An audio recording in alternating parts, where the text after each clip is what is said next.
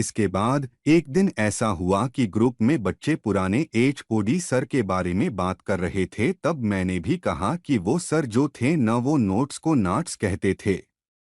तो मैंने कहा कि उनका ये अंदाज मुझे बड़ा अच्छा लगता है और मैंने साथ में ये भी कहा कि मैं टीचर्स की बहुत रिस्पेक्ट करता हूँ। तो वो लड़की रेखा रिप्लाई करके कहती है कि वो तो पता लग रहा है कि कैसी रिस्पेक्ट करते हो तुम टीचर्स की। अब आप सब ही देखो कि मैंने तो बस पुराने वाले एचओडी सर के अंदाज के बारे में ही बात की थी कि वो किस तरीके से बोलते थे। तो इसका ये मतलब थोड़ी है कि मैं उनका मजाक उड़ा रहा हूँ या फिर उनकी डिसरिस्पेक्ट कर रहा हूँ। बल्कि आज तक मैंने किसी भी टीचर्स का मजाक नहीं उड़ाया और ना ही उनके बारे में मैंने कभी कुछ गलत कहा है। बल्कि मैं तो टीचर्स की इतनी रेस्पेक्ट करता हूँ कि टीचर्स के बारे में कोई मेरे सामने गलत कहे तो मुझे ना जाने क्या हो जाता है। और मैं उस इंसान को कहता हूँ कि देखो टीचर्स के बारे में गलत मत बोलो, वो माँ बाप के समान होते हैं।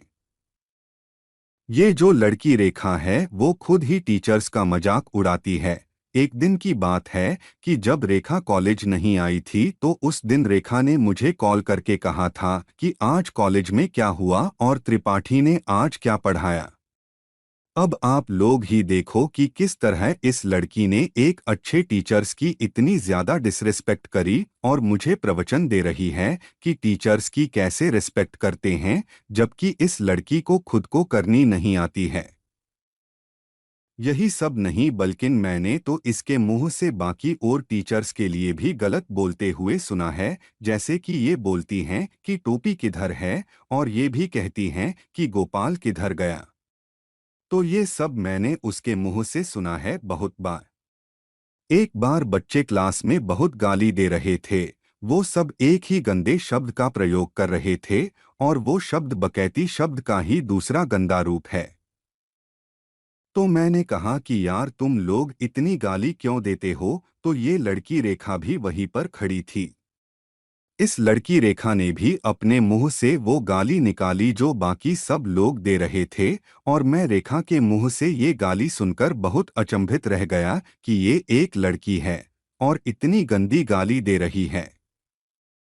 उसके मुंह से ये सुनकर मैंने कहा कि यहाँ का माहौल ही बहुत गंदा है और फिर मैं वहाँ सबके सामने से चला गया।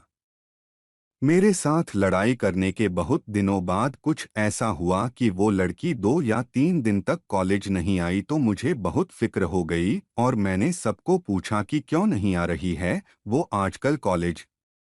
सबने मेरी बातों का अलग अलग जवाब दिया और मैं और भी ज्यादा परेशान हो गया। और फिर मैंने एक लड़के द्वारा उस लड़की रेखा को मैसेज करवाया कि आप ठीक तो हैं ना। तो वो लड़की रेखा उस लड़के को बोलती है कि ये मुझे परेशान क्यों कर रहा है और इसको बोल कि प्यार एक बार नहीं होता है बल्कि बार बार होता है। और ये भी बोलना कि मेरे जैसी बहुत मिलेगी किसी और लड़की पर ट्राई कर। अब आप लोग ही देखो कि कह रही है कि प्यार एक बार नहीं बार बार होता है। इसका मतलब तो यही है न कि ये लड़की अपने जीवन से प्रेरित होकर ये बात कह रही है कि प्यार एक बार नहीं बार बार होता है। अरे इसको खुद को होता होगा बार बार, तो इसीलिए शायद ये दूसरों को भी अपने जैसा ही समझ रही है। और ये भी कहती है कि मेरे जैसी बहुत मिल जाएंगी। हाँ, ये बात तो बिल्कुल सही कही उस लड़की रेखा ने कि मेरे जैसी बहुत मिल जाएंगी, क्योंकि आजकल कलयुग में रेखा जैसी नासमझ, बेवकूफ, जिद्दी और घमंडी लड़कियों की कमी नहीं है।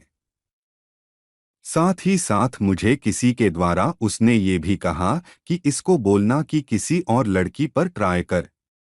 अब आप लोग ही देखो कि मैं कोई खेल थोड़ी खेल रहा हूँ कि सब लड़कियों के ऊपर ट्राई करता रहूँ। ऐसा थोड़ी है कि आज कोई और लड़की और कल कोई और लड़की, बल्कि ये लड़की खुद ही दूसरों पर बार बार ट्राई करती होगी, तभी तो बोल रही थी मुझे बार बार कि किसी और पर ट्राई कर।